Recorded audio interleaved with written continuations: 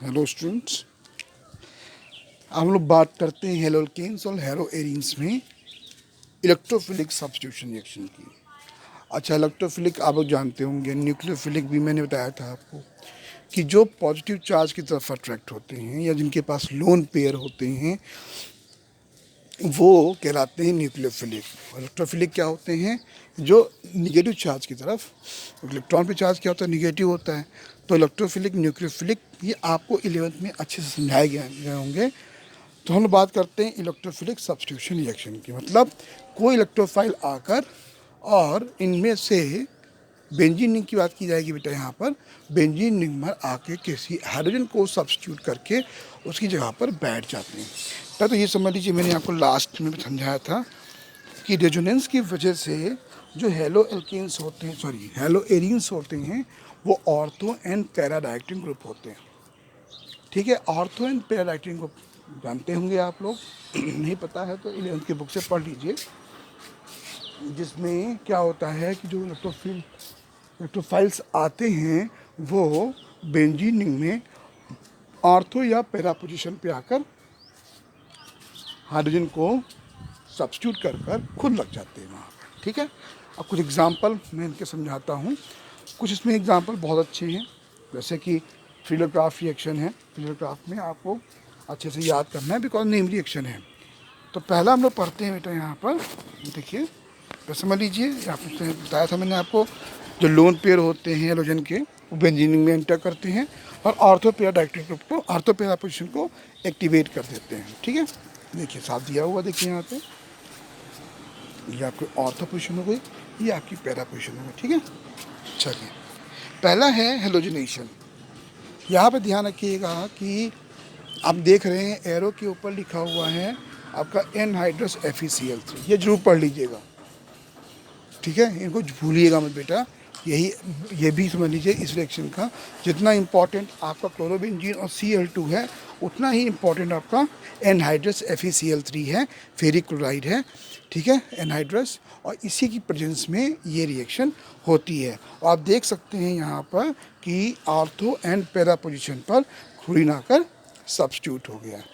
ठीक है, नेक्स्ट देखिए बेटा आप लोग। अच्छा, ये ध्यान रखिएगा कि जो भी पैरा पोजीशन पे आता है, देखिए यहाँ पर ये सिमेट्री होती है, जिसकी वजह से बेटा ये मेजर पार्ट में आता है और ये माइनर पार्ट में आता है। याद रखिएगा, ऑर्थो पे अगर कोई सब्स्टिट्यूशन हो रहा है और मेटा पे, सॉरी पैरा पे भी हो रहा है, तो पैरा वाला जो होगा वो आपका मेजर पार्ट होगा। चलिए, ये हो गया क्लोरीनेशन। नेक्स्ट है नाइट्रेशन।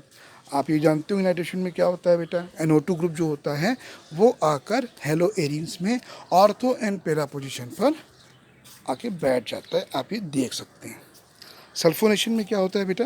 SO3H अगर किसी चीज़ में ऐड हो रहा है तो उसको बेटा हम लोग सल्फोनेशन करेंगे। ये आपके देखिए 2 क्लोरोबेंजीन सल्फोनिक एसिड और 4 क्लोरोबेंजीन सल्फोनिक एसिड बन गए हैं। उनमें पहला पार्ट मेजर होगा, दूसरा पार्ट माइनर होगा। मतलब ऑर्थो जो होगा वो माइनर होगा, जो पैरा होगा वो आपका मेजर पार्ट होगा। अब बेटा आपका जो पार्ट आता है ये बहुत इम्पॉर्टेंट है, फिडलक्राफ्ट रिएक्शन। अब चूँकि फिडलक्राफ्ट है, नेम रिएक्शन है, तो ये अपने आप में ही बेटा इम्पॉर्टेंट बन जाता है। बस इतना याद रखना बेटा आप लोग कि ये जो पहली रिएक्शन है यहाँ पर, ये कहलाती है अल्काइलेशन। अल्काइलेशन याद रखना, ये अल्किल बताता हूँ क्यों बोलते हैं। जो नीचे रिएक्शन है बेटा ये आपकी है एसाइलेशन, ACYL और एसन, एसाइलेशन। पहली जो रिएक्शन है वो कहलाती है फिडलक्राफ्ट अल्काइलेशन रिएक्शन, और जो दूसरी रिएक्शन है वो कहलाती है फिडलक्राफ्ट एसाइलेशन रिएक्शन। ये डिपेंड करता है ना कि क्या ऐड हो रहा है हेलो अरीन में। देखिए ध्यान से,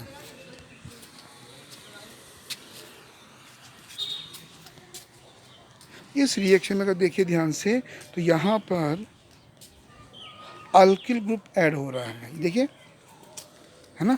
तो इसको हम लोग बोलते हैं, CH3 ग्रुप ऐड हो रहा है तो इसको हम लोग बोलते हैं एल्काइलेशन। ठीक है, और ये देखिए, ये भी जरूर याद करिएगा, एनहाइड्रस AlCl3। मतलब अगर हम लोग हेलो एरीन्स की रिएक्शन CH3Cl, ठीक है, methyl chloride methyl bromide, methyl chloride, bromide से कराते हैं। तो यहाँ पर आप देख सकते हैं कि ऑर्थो एंड पैरा पोजीशन पर मिथाइल ग्रुप आके बैठ जाता है। इतना ध्यान रखना बेटा आप लोग कि जो ऑर्थो वाला होगा वो माइनर होगा, जो पैरा वाला होगा वो मेजर होगा। और दूसरी इंपॉर्टेंट चीज़ क्या है बेटा कि ये एनहाइड्रस AlCl3 की प्रेजेंस में होता है बेटा। ठीक, ये आपका हो गया अल्काइलेशन, क्योंकि इसमें एल्किल ग्रुप ऑर्थो और पैरा पोजीशन पर आकर ऐड हो रहे हैं। दूसरा आपका एसाइलेशन होता है। जब भी देखिए ध्यान से यहाँ पर, ये यहाँ पर आपका CH3COCl है बेटा।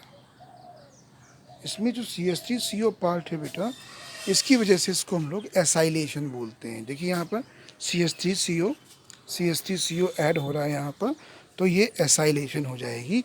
वहाँ पर Cl ग्रुप ऐड हो रहा, सॉरी CH3 ग्रुप ऐड हो रहा था, मिथाइल या अल्किल, यहाँ पे एसाइल ग्रुप ऐड हो रहा है, इसकी वजह से उसको एसाइलेशन कहते हैं। बहुत ही इम्पॉर्टेंट दोनों रिएक्शन है बेटा। तो इन रिएक्शन को बेटा अच्छे से याद कर लो आप लोग प्लीज़, और आई होप आप लोगों को ये रिएक्शन समझ में आई होगी। अब एक बहुत ही इम्पॉर्टेंट, जो कि NCERT का क्वेश्चन है, अपने आप में इम्पॉर्टेंट है। क्या है ये कि जो क्लोरीन होता है ये इलेक्ट्रॉन विड्रॉइंग ग्रुप होता है। ठीक है, इलेक्ट्रॉन विड्रॉइंग ग्रुप होता है। और मैंने पढ़ाया था आपको जो इलेक्ट्रॉन रिलीजिंग होते हैं वो ऑर्थो पैरा होते हैं, जो इलेक्ट्रॉन विड्रॉइंग होते हैं वो मेटा होते हैं। लेकिन यहाँ क्या क्वेश्चन कह रहा है कि क्लोरीन जो है वो इलेक्ट्रॉन विड्रॉइंग ग्रुप है, फिर भी ये ऑर्थो पैरा राइटिंग ग्रुप क्यों होता है? For the electrophilic aromatic substitution reaction. ये मैंने आंसर छुपा दिया। अब आंसर तो NCERT में दिया है तो हर जगह मिल जाएगा, लेकिन पहले थोड़ा दिमाग लगाइएगा आप लोग, ठीक है, फिर ये आंसर पढ़िएगा। अगर फिर भी समझ में ना आए तो फिर मैं हूँ बेटा। और कोशिश यही करिएगा कि इसको अपने आप ही सॉल्व करने की कोशिश करिएगा। ठीक, चलिए आगे बढ़ते हैं बेटा। रिएक्शन विद मेटल्स, आपको याद होगा वुड्स रिएक्शन, 2Na NaCl था, सॉरी हिंट आपको कि RX था, याद होगा आपको, 2Na था प्लस XR था, या RX एक ही बात है, और 2NaX अलग हो गया था, RR बन गया था, याद है? वो थी वुड्स रिएक्शन जो मैंने अभी पिछले शायद टॉपिक में पढ़ाई है। जो ये है आपकी, ये है वुड्स फिटिक रिएक्शन। ठीक है, ध्यान रखिएगा कि जो आपकी दैट वुड्स रिएक्शन है उसी में क्या किया गया है, वो होता है बेटा अल्किल हैलाइड के लिए। किसके लिए? अल्किल हैलाइड के लिए। कौन? Wurtz reaction. यहाँ देखिए बेटा आपका ये हेलो अरीन के लिए है, और साथ में क्या है बेटा आपका हेलो, देखिए ध्यान से मैं समझा देता हूँ आपको। देखिए अगर RX plus 2Na plus RX है तो ये क्या हो जाएगा बेटा आपका वुड्स रिएक्शन। क्या हो जाएगा? Wurtz reaction. लेकिन अगर दोनों हेलो एल्केन हैं तब ये हो जाएगा वुड्स रिएक्शन। लेकिन अगर एक हेलो एल्केन हट जाए, ये देखिए यहाँ पे क्या आ गया हेलो अरीन, तो क्या कहलाएगा? Wurtz Fittig reaction. और अगर दोनों के दोनों हेलो एल्कीन हैं, देखिए ध्यान से, दोनों के दोनों यहाँ पर हेलो अरीन्स हैं, ये कहलाएगी आपकी फिटिक रिएक्शन। मतलब क्या हुआ, वुड्स ने जो रिएक्शन बनाई थी वो बनाई थी दोनों के दोनों हेलो एल्केन्स के लिए। ठीक है, फिटिक ने क्या बनाई थी? दोनों के दोनों हेलो अरीन्स के लिए। और जो वुड्स फिटिक रिएक्शन होगी उसमें एक हेलो एल्केन होगा और एक हेलो अरीन होगा। ठीक है,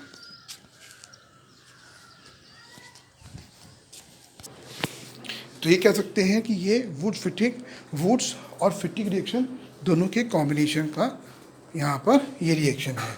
Wurtz reaction only for the halo alkane, Fittig only for the halo arenes.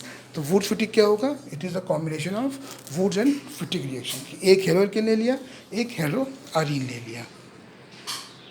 फिर देखिए क्वेश्चन है बेटा, ये इसका ले लीजिए बेटा स्क्रीनशॉट। बहुत ही इंपॉर्टेंट रिएक्शंस हैं बेटा, ये क्वेश्चन है सॉरी, क्योंकि NCERT के हैं बेटा।